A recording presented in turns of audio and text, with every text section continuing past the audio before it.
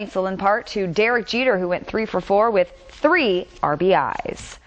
Wrecks are setting the pace for the finish of this week's Sprint Cup race at Watkins Glen. The crashed cars were piling up, and so were the cautions, allowing for 3 different drivers to take the lead on the final 3 laps.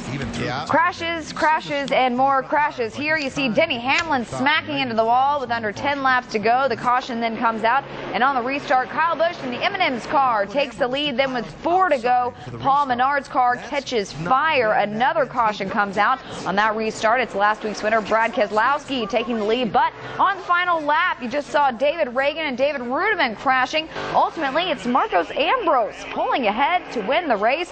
This is his first career Sprint Cup victory. Let's take a look at the top 10 finishers. There's Marcos Ambrose in first, followed by Brad Keselowski. Kyle Busch took third, and that ties him with Carl Edwards at the top of the Sprint Cup standings. Martin Truex Jr. in fourth, Joey Logano rounding out the top 5, followed by Kevin Harvick, Juan Pablo Montoya, AJ Allmendinger, Jeff Burton, and Jimmy Johnson. Newswatch 16 Sports has a follow-up on a local MMA fighter turned UFC fighter. Last night, Jimmy Hedges of Swarsville won his debut fight in the UFC circuit. Hedges was signed to a 4 UFC contract last month, shortly after claiming the title at Wilkes-Barre's Cage Fight 8. Congrats to him. Charlotte, thank you. Good to have you in tonight. Thanks. That is all for Newswatch 16 at 11. Nightline is next. Remember, Newswatch 16 is always on at WNEP.com. Enjoy your night and your Tuesday. Newswatch 16, your #1 source for news and information.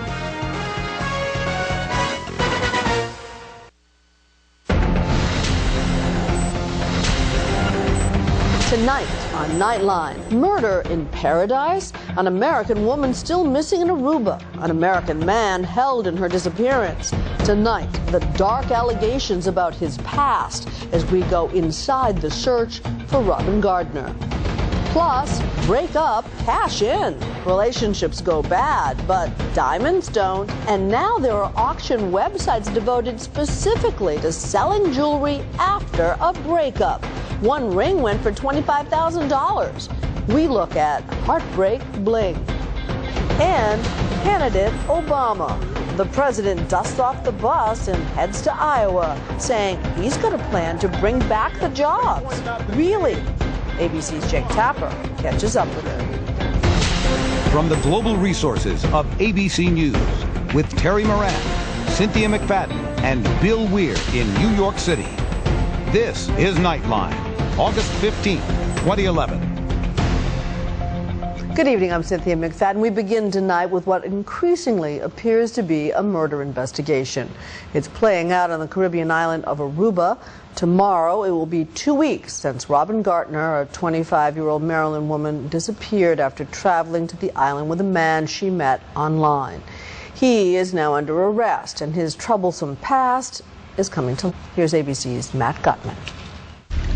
Arubans again find their tiny, sun-swept island the setting of another possible murder mystery, with Gary Giordano, at first blush, a bereaved boyfriend, who claimed his travel companion had gone missing while snorkeling, now let out of a police station in disgrace, the only suspect in the disappearance of 35-year-old Robin Gardner.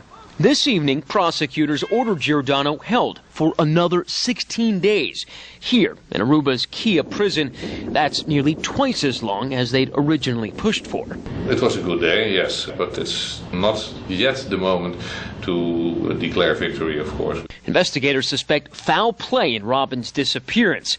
Friends say the 35-year-old from Maryland just wanted to get away after having recently lost her job. When she came to me and said, "Hey, I'm going to Aruba," I was like, "Cool, I'm so happy. Get out of town, why wouldn't you?" And then she said she was going with Gary, and it just became a why. Like, why? Are you sure? Christina Jones said she was wary of who her friend was leaving with.